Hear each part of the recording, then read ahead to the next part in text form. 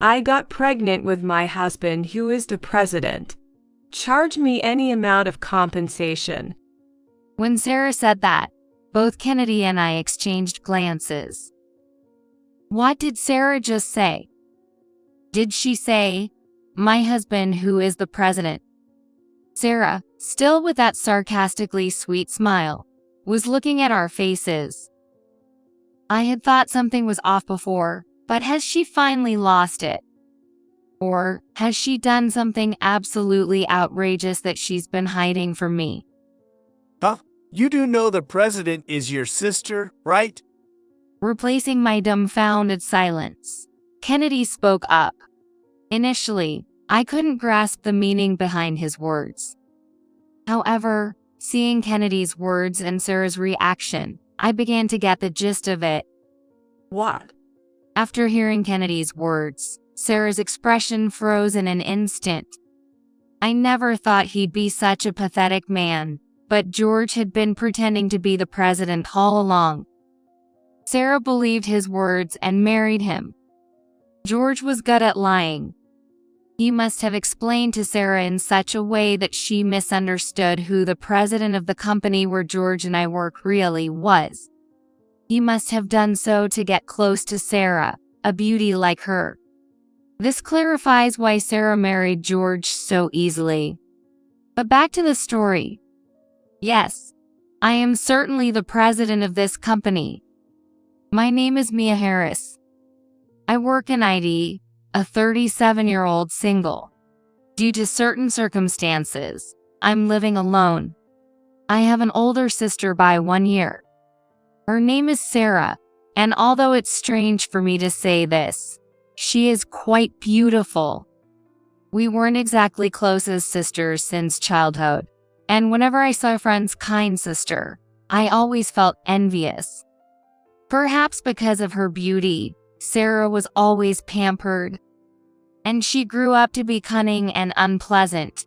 Even when Sarah did something wrong, she would cleverly pin it on me as if it were natural, to the extent that it was frighteningly efficient. As far as I can remember, Sarah never got scolded by our parents with "you're the older sister" as the reason. She remained loyal to her desires while perfectly playing the role of the kind sister in front of our parents. Our parents never blatantly compared my and Sarah's looks, but relatives and others around us did. The words "your sister is such a beautiful girl, isn't she?" stuck with me since childhood, and since then, I have been tormented by a sense of inferiority. By middle school, boys found Sarah too intimidating to approach, and hearing rumors, they would come to check me out instead. And they all say this. What? The younger sister is not cute at all. Sarah found this amusing, enjoying how it further deified her. I was quite troubled by the attention from those around us, but I knew Sarah's true nature.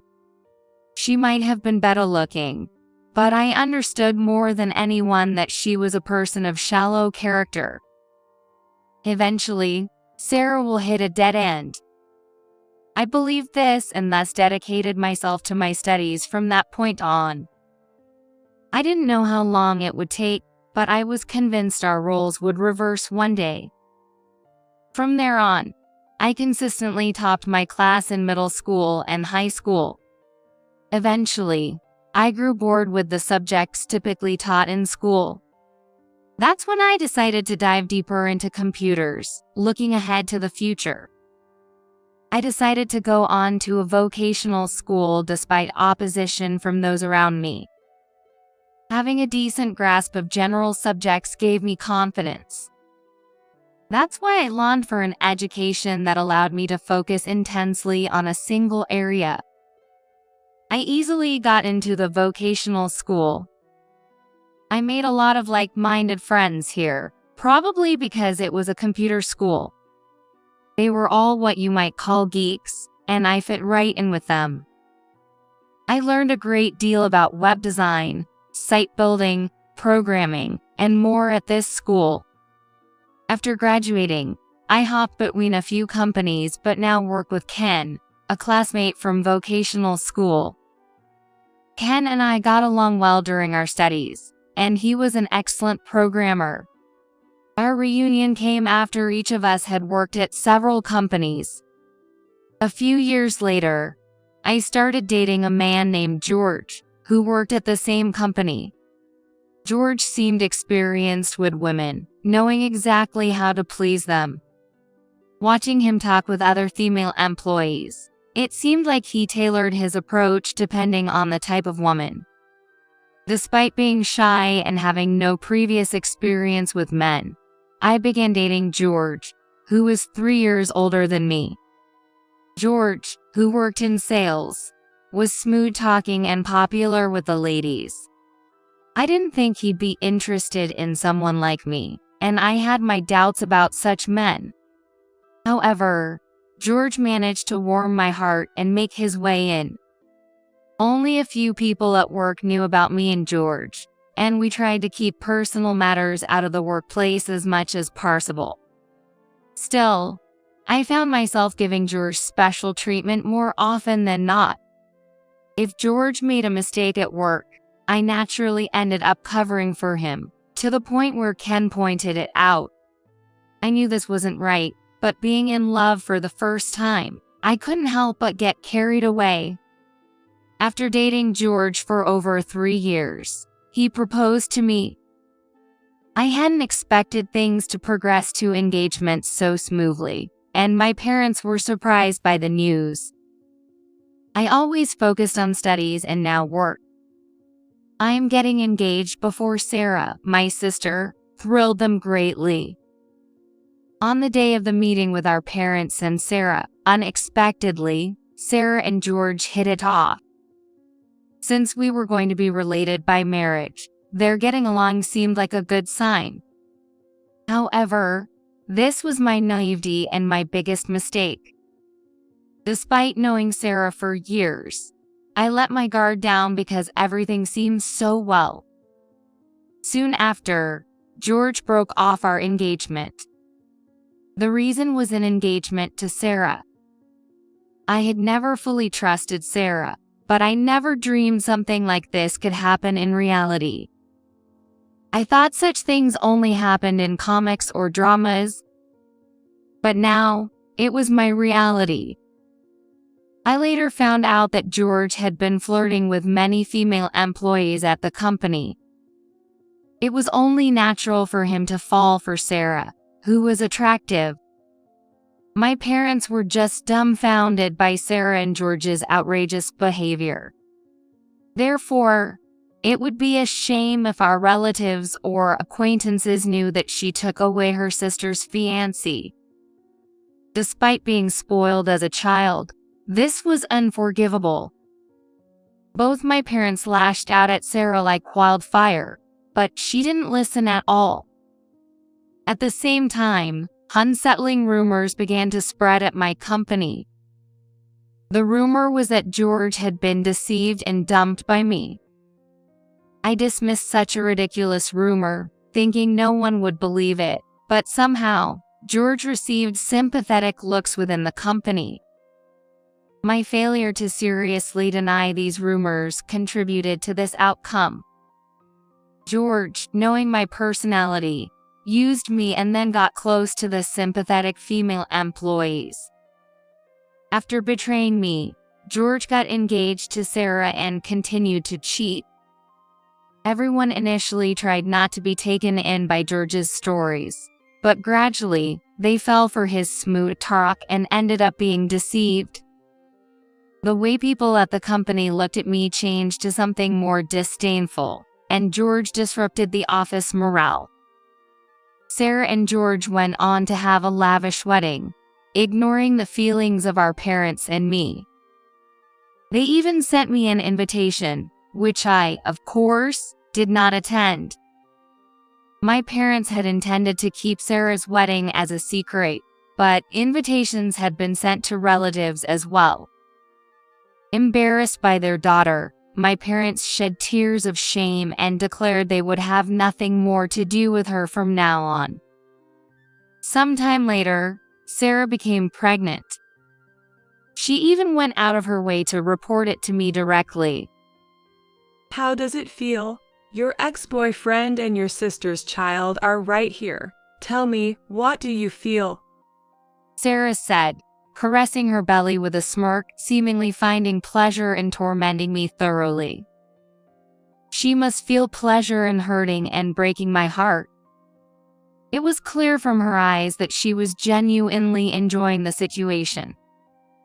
Realizing a person related by blood could be so filled with madness filled me with sheer terror. More than feeling angry, I was overwhelmed by fear. I stood in front of Sarah, unable to say anything. Whether she grew bored or satisfied, Sarah left after a while without another word. Sarah, along with George, would continue to torment me. Since breaking up with George, I've sunk deeper into darkness, unable to confide in anyone.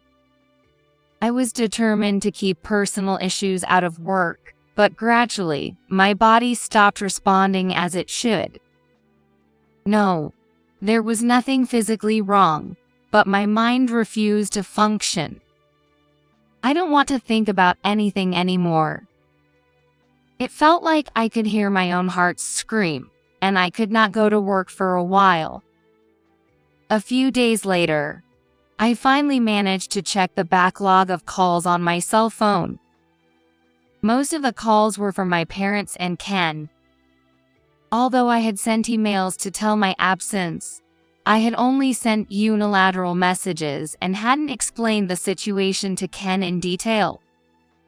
I knew my absence must be causing problems at work. This thought only made me feel worse. Along with the missed calls, there were several messages from Ken. What happened? I'm here to listen, and so on. None of Ken's messages mentioned work. They were all out of concern for me. I thought I had no one to confide in, no one on my side. But there was someone who cared about me. Thinking about it brought tears to my eyes. I can't go on like this. I decided to shake off the fog in my mind and reach out to Ken. Staying like this would only play into Sarah and George's hands. When I finally came to my senses and looked around, my place was a mess with instant noodle cups and pastry wrappers everywhere. This is terrible. I need to clean up this mess first.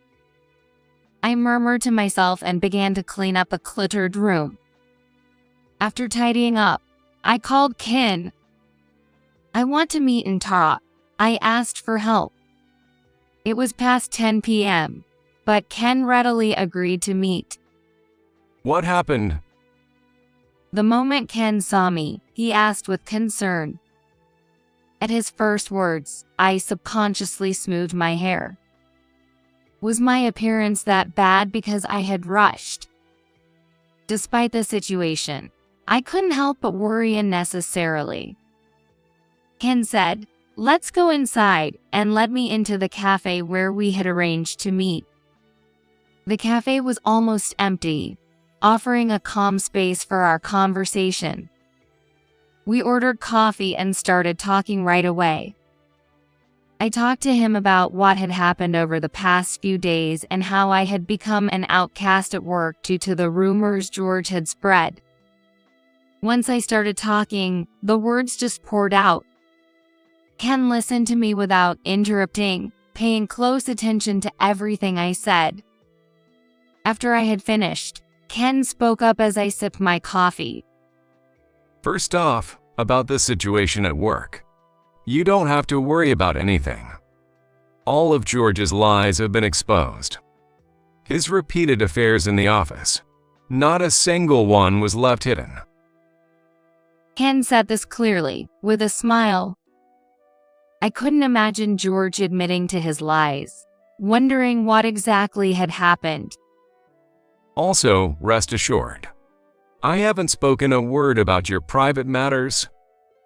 Ken added, seeing my bewildered look. But what happened?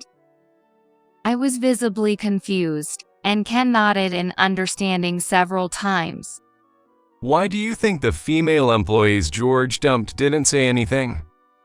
Ken's tone became serious as he posed the question. When I shook my head, Ken continued. He was threatening them, saying they knew he was married and still went out with him. In other words, if they spoke about their relationship, his wife would sue them. It's no wonder the young women were terrified. George exploited these women, cheating on them at his convenience. Unforgivable. My fist clenched on the table, involuntarily tightening. But George got too cocky. The female employees who were deceived by George kept silent. They became acutely aware there were others like them. Perhaps it was a woman's intuition. They sensed something off in the air between them and George, and they realized they were not alone. The united woman was strong. Afterward, several of George's victims exposed his actions to Ken. We were deceived and threatened by George. One morning during a company-wide meeting, the female employees who had been deceived by George started in front of everyone. Their statements caused a stir among all employees. They're just lying because they're bitter about being dumped. Please believe me, I didn't do anything wrong. George, faced with accusations, shamelessly tried to maintain his lies. But who would believe George over the tearfully protesting women? Cheers started to fly at George's flimsy excuses. He hid the fact that he was married and had an affair with me. The lowest of the low, a total cheater. The victims became more heated in their accusations. And Ken didn't try to stop them, watching as George was berated for a while. Hiring someone like you was the biggest stain on my life. You can't even do your job properly, and then you pull something like this. Your misdeeds have been reported to the police, so you better be prepared. Ken said that, his usual calm demeanor giving way to quiet fury. Ken's anger sent shivers down not just George's spine but that of all employees present. And you're fired. You boasted about your sales skills, but compared to the others, you were absolutely the worst. Just so you know, for the future, Ken added, then declared the morning meeting over. Employees dispersed like scattered spiders, leaving George alone. In front of the entire company, George's pride was shredded to pieces. And so, George was fired in front of all the employees yesterday. I hope I didn't overstep by not consulting with you first. Ken waited for my reaction, though it seemed he already knew what I would say. George had been exposed in front of the entire company for having affairs with several female employees and for threatening them. It must have been hard for the victims to come forward, but they devised this plan to humiliate George. It was quite the spectacle. Ken said with a wry smile, continuing. But you know, the women who were harmed aren't just going to let it go. They filed for substantial damages and reported the threats to the police. While I was sinking into despair, George was being thoroughly defeated. That's why I wanted to talk to you. How about interesting the lawyer handling this case with your situation as well, involving your sister and George? I nodded emphatically at Ken's suggestion, deciding to join the female employees in suing George and Sarah. A few days after discussing it with Ken, I faced Sarah with Kennedy, the lawyer Ken introduced. Ken had the idea to sue Sarah and George separately. First, about my personal damage. It's the case of Sarah stealing my fiance. Seeing Sarah for the first time in a while, she seemed to be the picture of happiness, looking at me even more gleefully than before. Sarah, facing the lawsuit, seemed not to understand her position, confidently facing me. Kennedy, meeting Sarah for the first time today, looked at her with a puzzled expression and started the conversation. Excuse me, but do you understand why your sister is suing you? Kennedy asked directly, without beating around the bush. I also felt Sarah's confidence was eerie. She was clearly reveling in looking down on me, but considering what lies ahead, she shouldn't be able to smile for long. Sarah, responding to Kennedy's words, began to speak in an incredibly sarcastic tone. I got pregnant with my husband, who is the president. Charge me any amount of compensation. Kennedy and I exchanged glances at Sarah's unexpected words. What did Sarah just say? Did she say, "My husband, who is the president"? Sarah still had that sarcastically sweet smile, looking at our faces. I had thought something was off before, but has she finally lost it? Or has she done something absolutely outrageous that she's been hiding from me? Huh? You do know the president is your sister, right? Kennedy spoke up, replacing my dumbfounded silence. Initially, I couldn't grasp the meaning behind his words. However, seeing Kennedy's words and Sarah's reaction, I began to get the gist of it. What? At Kennedy's words, Sarah's expression froze in an instant. Yes, George had been pretending to be the president. I knew he was the worst, but I hadn't realized he was this despicable. Sarah believed his words and married him. George was good at lying. He must have explained to Sarah in such a way that she misunderstood who the president of the company where George and I work really was.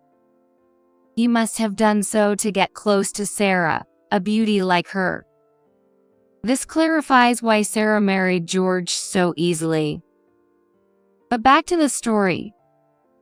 Yes, I am certainly the president of this company. Ken and I started the company together, with George being nothing more than a nervous employee lacking proper knowledge. Ken, holding the position of vice president, has been supporting me. Later on, it turned out George was engaged to me because he wanted my position as the president. Not just the position, but he was also after the wealth of managing a company with annual sales of $300 million. Sarah's appearance was an unexpected turn for him, but George was instantly captivated by her beauty. Sarah had misunderstood George to be the president when she heard the word while George and I were together. Exploiting this, George deceived Sarah and even got her pregnant. Knowing George was a despicable person, the thought of having dated him even for a moment sends shivers down my spine. And I'm furious with myself for not seeing his true nature. To satisfy his desires, he lied about his identity and ended up fathering a child. Unaware of such facts, Sarah was filled with joy, thinking she had struck gold. However, I have no sympathy for Sarah, who was deceived by such a man. Even if she's my blood-related sister. You seem to be under some misunderstanding, but as you said, the damages will be considerable. Upon hearing Kennedy's words, Sarah seemed to lose all strength and collapsed from her chair. Kennedy, concerned for the pregnant Sarah, instinctively reached out to support her. I feel sorry for the child, but it's your own doing. This is the result you brought upon yourself. I told Sarah, looking directly at her as she gave me a pleading look. Knowing the truth doesn't mean I intend to back down or forgive. Ignoring Sarah's desperate attempts to cling to me, I asked Kennedy to proceed with the legal process. Mia, please, I was deceived. I did nothing wrong. Help me. Sarah's cries of anguish echoed in Kennedy's law office. Once Sarah realized George was not the president but just a trainee, she lashed out at him furiously. How dare you deceive me? Just because you're a bit popular, without money, you're worthless.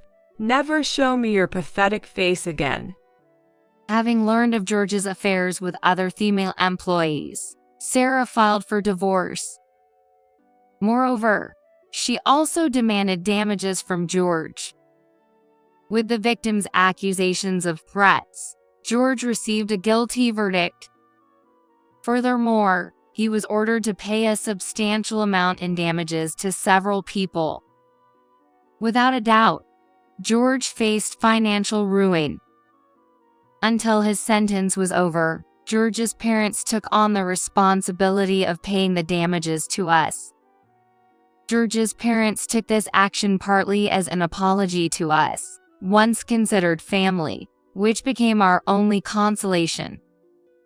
As a result, George was completely ostracized by his family and relatives. Even after serving his sentence, his real hell would begin. He's having to carry the burden of his crimes and continue paying damages and child support for a lifetime.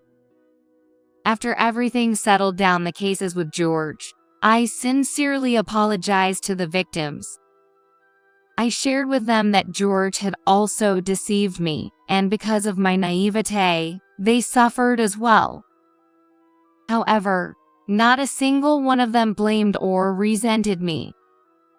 As fellow victims, they saw no fault in me. Hearing this, I felt ashamed of myself. I had brought personal issues into the company, secluded myself due to my own hardships, and let George roam free. I was grateful to my employees for forgiving me, and I resolved to redouble my efforts. Moreover, I was endlessly thankful to Ken, who had handled this trouble alone while I was absent. Initially worried about my relationship with George, he was genuinely happy when we got engaged. Even after everything that happened, Ken never blamed me. Instead, he went out of his way to care for the victim's emotional well-being. I realized then that Ken was far more capable than I, the president, ever was. Yet, Ken kept encouraging me, saying, "This company wouldn't stand without you." Although Sarah divorced George, she was in a dire situation, no better than George. Soon after, Sarah gave birth to George's child. The reason I knew about Sarah's delivery was because she repeatedly came to my house seeking support. Mia, you're my sister, right? This child is your nephew, you know. Looking at this child, don't you feel anything? Sarah would show the child to the intercom camera at my apartment's entrance, trying to appeal to me. I hardened my heart and refused her entry beyond the entrance, even reporting her to the building's security for causing a nuisance. Naturally, Sarah had also repeatedly sought help from our parents, who steadfastly refused her. Even presented with their grandchild's face, their resolve not to forgive Sarah was formed. I found out for the first time that Sarah hadn't worked before. She had lived off various men's support, using her beauty as a weapon. Sarah was suddenly thrown into society, almost broke. Sarah couldn't expect the same support after having a child. Ruthlessly, all those men disappeared from Sarah's life. Now a single mother, Sarah had to start working for the first time to cover living expenses and the damages owed to me. My heart aches when I think of Sarah's child, but she has no choice but to work herself from now on.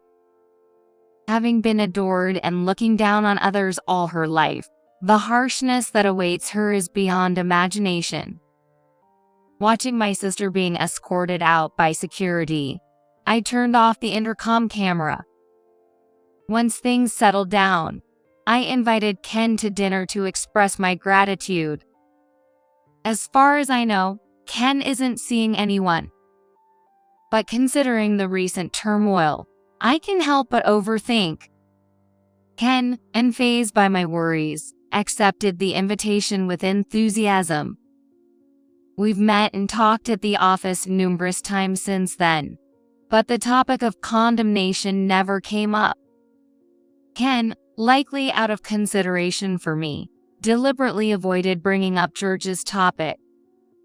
Moreover, Ken took care of wrapping up George's mess and did not neglect the care of the affected employees. I intended to properly express my gratitude for all that today. I'm really sorry for not listening to Ken's advice, including about George. Instead of expressing gratitude, an apology slipped out of my mouth.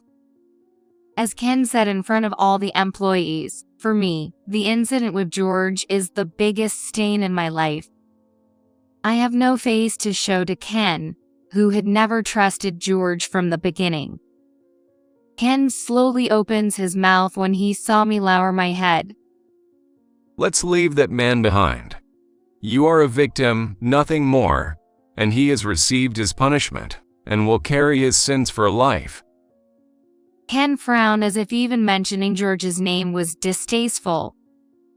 We don't have to talk about it, and George will never have a decent life again. I took Ken's words to heart and nodded solemnly.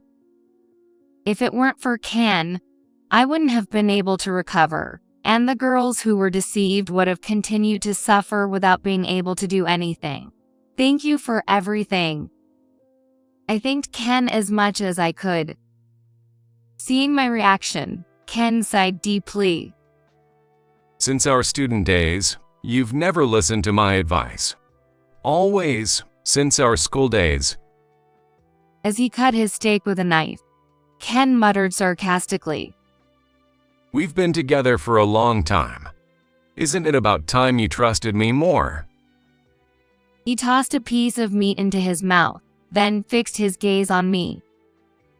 No, you're right, I admitted, unable to argue. Am I just a business partner to you?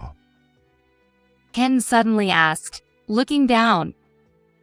Unsure of his intentions, I responded instinctively. Of course not. We're not just friends, but we have an inseparable relationship. Despite my hasty denial, I lost track of what I wanted to say.